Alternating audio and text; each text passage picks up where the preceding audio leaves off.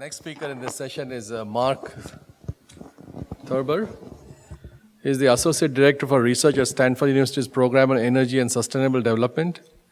His research has focused on the role of state-owned enterprise in key global energy markets. He received his PhD from Stanford in mechanical engineering. Mark, it's all yours. Great, thank you very much.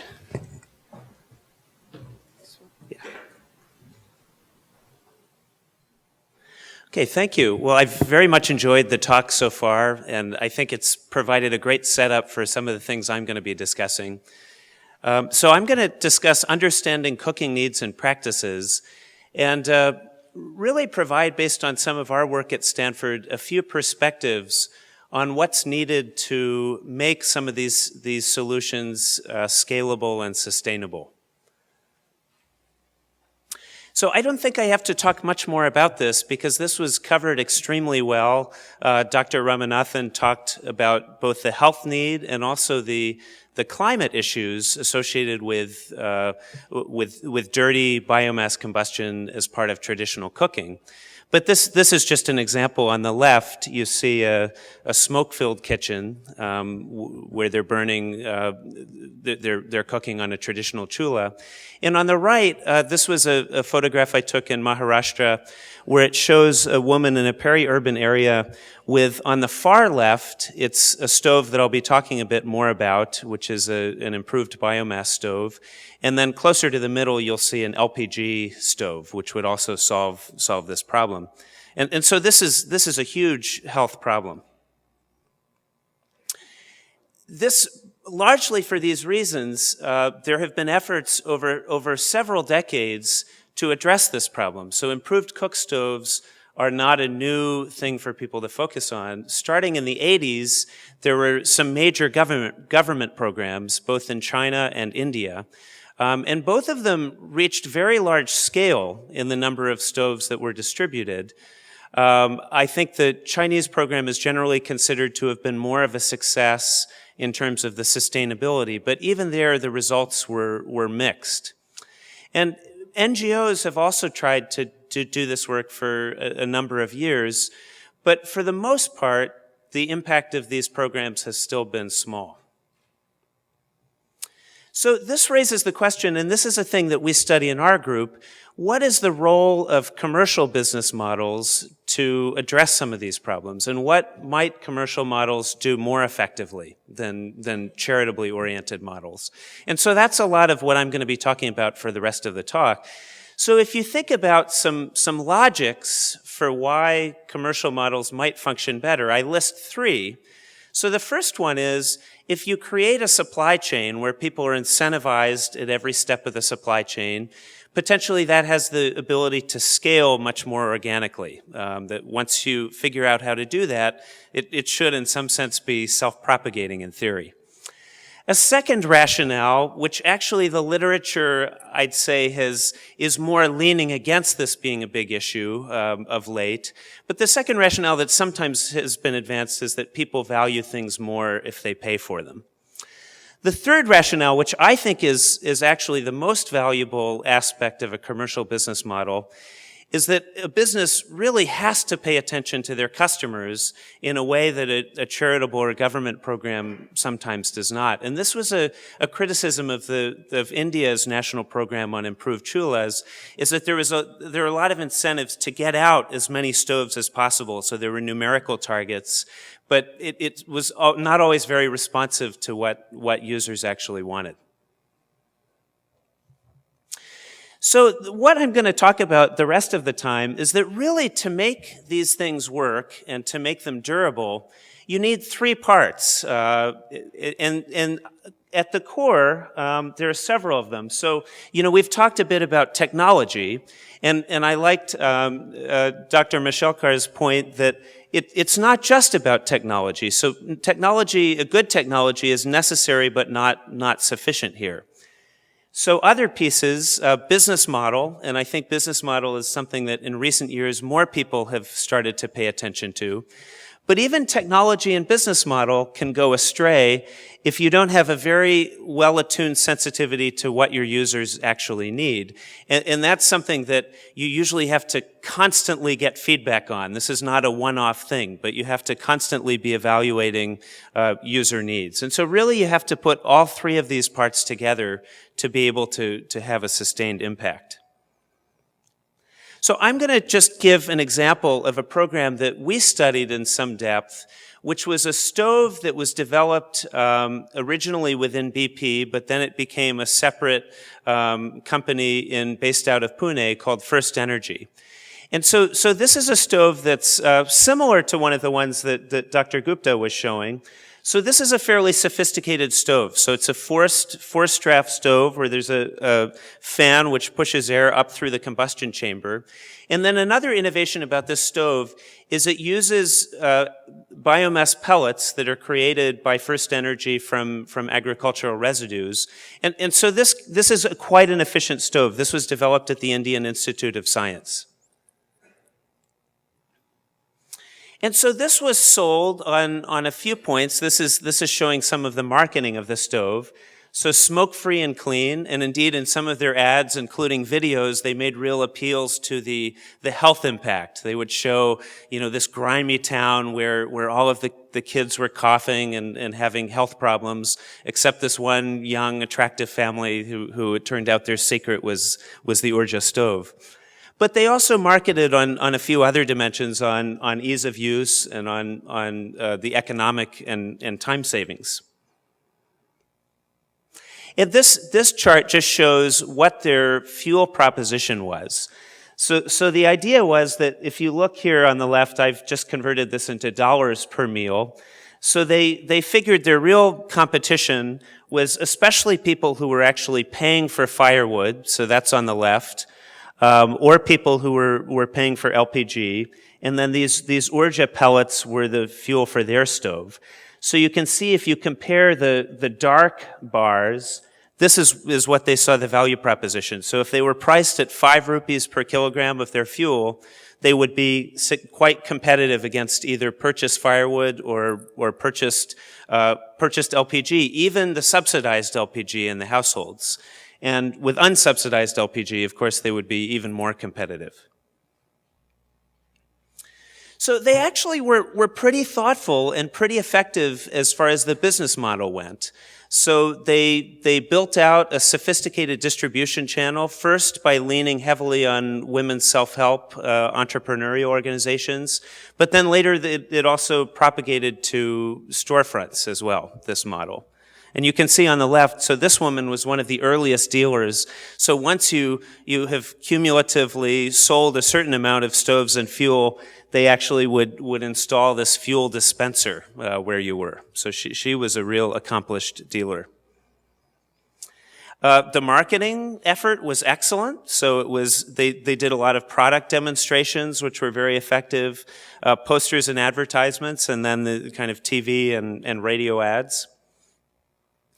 And so it turned out this was really successful at ramping up to at least a pretty significant scale. So you can see this shows their ramp starting in January 2007, and you see cumulative stove sales. And so the village started ramping very quickly on how many stoves they sold. And then remarkably, completely unexpectedly, they started getting demand from the town because there was so much word of mouth that got out about this cool new stove that people started buying it in population centers, which they had not anticipated at all. So actually, this shows that ramping is possible. And one thing which was reinforced to me on our visits with the Reliance Foundation was that, people will make these kinds of changes. I mean, I think in the literature there's sometimes been discussion about traditional cooking methods that people are very attached and won't change them. But this is a thing we saw in our visits, that the woman, as Rishi was noting, the woman using biogas was saying, oh, this is just way better. You turn it on, it's like LPG, it tastes better. So there's a willingness to change. Okay, but here's where we see the other side of the story, and I think there's some interesting cautionary tales here. So what happened? So on the top, you see the cumulative stoves that were sold, and so they ramp up steeply, but then they really start to plateau around 2008 and the end of 2008. And then on the bottom here, so one reason why we studied this as researchers was the fact that they sold their own fuel gave you the ability to see actually continuing usage of the stoves, not just how many were sold initially, which is sometimes difficult to get at. So you can see on the bottom, this is fuel bought per stove sold. So this is giving you some idea of all of those stoves that have been distributed, how intensely are they being used. And so you see that's kind of level at the beginning, but then it starts dropping off very steeply. So what happened here? Well, one thing that seemed to have been a big effect is something that we talked a bit about, is the difficulty of creating an effective biomass supply chain. So what happened was, this was also around the time that BP had changed management, and so the company was separated out and no longer had access to the deep pockets of BP. So all of a sudden they really had to recover costs, or they were going to be out of business very quickly. And so that entailed, so as you see, they increased the pellet prices. And so what was attractive to people at 5 suddenly was very unattractive at 7 and 8 rupees per kilogram. So very elastic demand for the fuel. And so just to talk a bit more about the fuel supply chain problems, so, and which was also touched on earlier. So their strategy here, the trick about agricultural waste is it's only waste if no one else is using it. And so as soon as you start using it as your input, it's no longer waste, and it's priced, and that can be a problem. So, one thing that they did was, so this is the pelletization plant in Maharashtra. So they located themselves right next to a sugarcane processing facility. So you could see the bales of bagasse stacked up outside. And that worked great at first, but then all of a sudden other customers developed for the bagasse, and so raw materials prices went through the roof. And suddenly their supply chain for the fuel became much harder than the supply chain for the stoves. And so I had interesting conversations with the head of the company, and they're still trying to think this through. But you have this kind of challenge. One is you can take very aggregated fuel, but like by situating yourself next to a big source of it like this. Or the other alternative is you can really go out and try to gather it, at the level of the fields. And they both have their challenges. So ultimately, this model really fell apart at the household level. And so it's just an interesting tale, and we can talk more if there are questions about, why this was. But it needs to have all the right parts in place to make this work. And just one other comment that I want to mention that's notable about this was the degree to which health concerns ultimately did not seem to affect purchasing behavior for the stove. And so I show up here, this was another piece of work that I've done more recently. This is a paper that's going to be published in the American Journal of Public Health, where we became interested in this question of, well, how often does health concern drive adoption of various technologies that can improve health in the household? So on the left, this was the case for cook stoves. The middle is household water treatments. And on the right is insecticide-treated nets against malaria.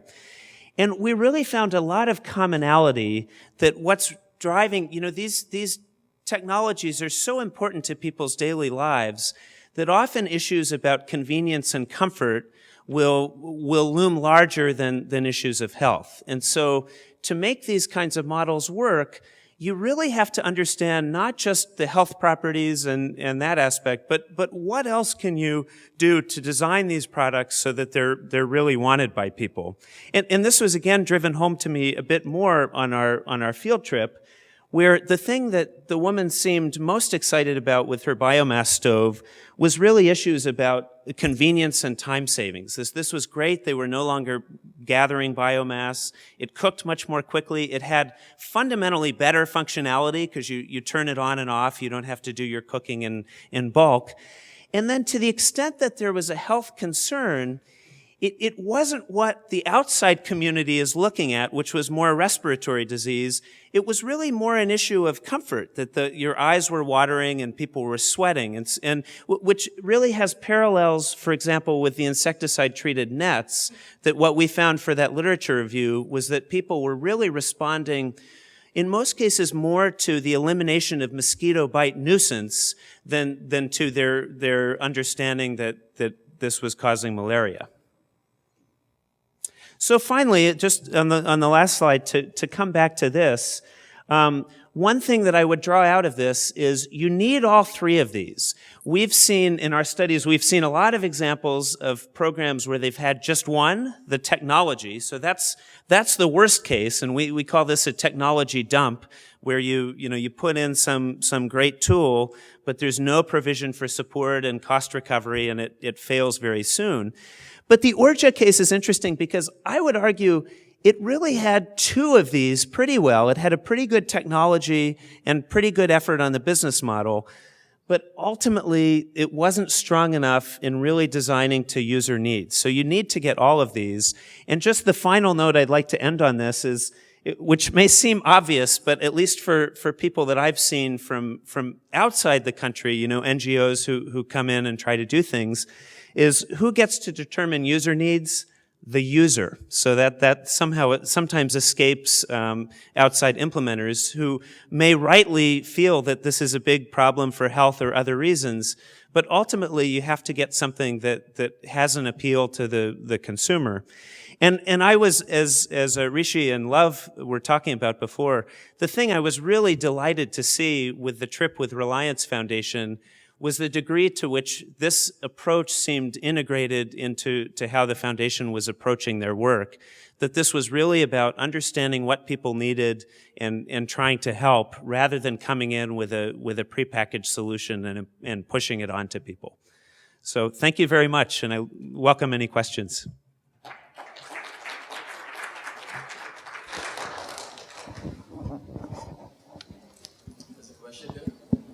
Yes, I am Kamraj, representing Agriculture University, Tamil Nadu Agriculture University, Coimbatore. You mentioned that the target, so far you have installed about 30 million cook stoves, but actually you have crossed 40 million cook stoves, where the potential is 120 million. But now all of a sudden the government has stopped the program because it was a subsidy-driven program. There was not coordination between the users, technology and business model. Yeah. There's a lot of training and motivation, standardization, testing. Even if you take the low middle income groups, one season they use the rice husk, other season they would switch over to cotton stock. Therefore it's very difficult to use the same stoves with single stove or double stove, with smoke pipe or without smoke pipes. Therefore so many things, until unless you address with the integration, with the NGO involvement, with commercial people, research institutions and government, then only it is possible to achieve 120 million. Therefore, we should go for collaboration and other things. That's my opinion. You can give your suggestion, please. Yeah. So the idea that it's hard to, I mean, one thing you were mentioning was that the diversity of possible stoves, and so I didn't quite catch. I mean, you're talking about the way the program was implemented, that they were trying too many things, or was it more that the stoves need to be very specific to the area? Yeah. Yes. Well, I mean, and that's absolutely true. So as far as the subsidy goes, I would argue that a business model doesn't have to mean exclusively profit-driven, but there has to be some institutional sustainability. And so I think there are potential models where you cross-subsidize in a sustainable way over a long term. But I think you're right. I mean, I think something that's purely subsidy-driven, and I think in India's case, it was often kind of target-driven and pushing onto people. It's hard to keep it going. Yeah, even now it's sustainable when the NGO is continuing, as you rightly pointed out. It's not only distributed by SHG, the self-help groups themselves are manufacturing and they are distributing through the SHGs. Then the cost works out very minimum, and the maintenance also, so it's a continuous follow-up mechanism will be available. Therefore, we have to develop such mechanisms so that we will be able to target the low income group. Yeah, no, I mean, that's right. And the after sales support is crucial. And you also mentioned another manufacturing. This has been kind of a debate. Do you do it locally and is that more sustainable, or do you do it, somewhere else where you can do it very low cost and at scale? Yeah. See, I was looking at this thing about why the BP experiment failed. What has happened is there's been no aggregation of demand as the user end. And that's why, if you combine this presentation with Dr. Rajbanshi's presentation, probably the solution lies in having those restaurants at the village level. I felt, because what's happening is if you can decentralize production of those pellets to the village level, then there would be a big user, which is that local restaurant, which can supply things to people. The second idea is something completely different. See, about the biomass and how to, create alcohol out of that.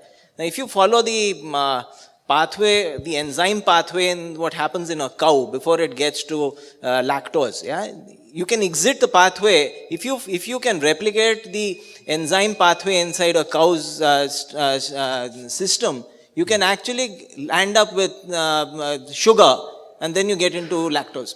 Yeah. Probably that is something that nobody has looked at how to get out of this one in a sustainable manner.